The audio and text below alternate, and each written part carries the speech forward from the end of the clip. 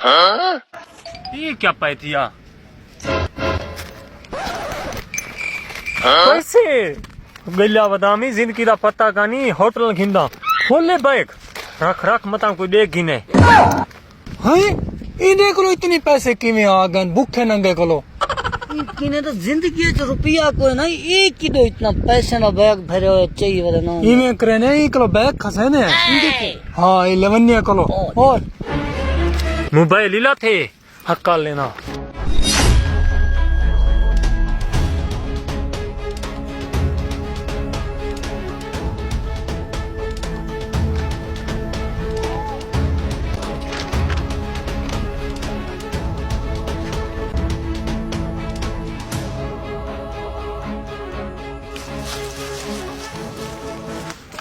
एक मिनट ये इवें बैग सा को नहीं लेना इवें करो कोई तरतीब सोचो सोचो इवें पीछे लगा कोई फायदा का नहीं इवें करने है तू अगला प्लान मा तो कुछ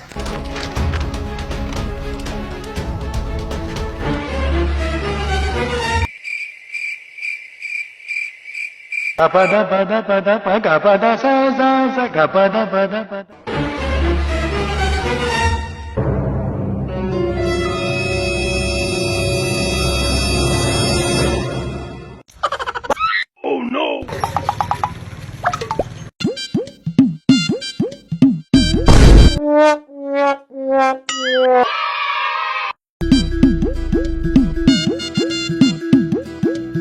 तो मेरा बैग में बर्बाद हो गया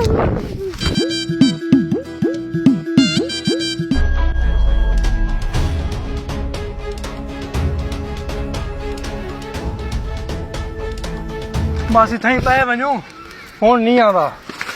असलान वे ए हुन हंडू आपा से पैसे बस एक मिनट सबर कर एक मिनट तक ओ ना मैं नहीं कर एक गन चल क्या चाल अरसान मेरे पैसे आधो आती सन भाईजान ये सारा प्लान मैंने अपना तेरा कोई प्लान भाईजान पैदा की दो दा प्लान इकट्ठे जरा तेरा ही साथा को मिल गया चल ना फिर आ चल चलना वाली केड़ी गाल है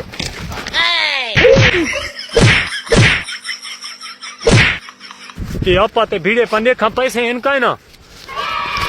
मैं भीड़ दे रहा हूँ मेरा बैग खत्ते आ गया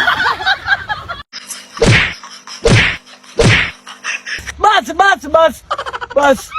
और इन्हें करे ने पैसे आधी आध करे ने माता को पहले ही ये गाल की थी है भाई बैग बर्बाद थी गए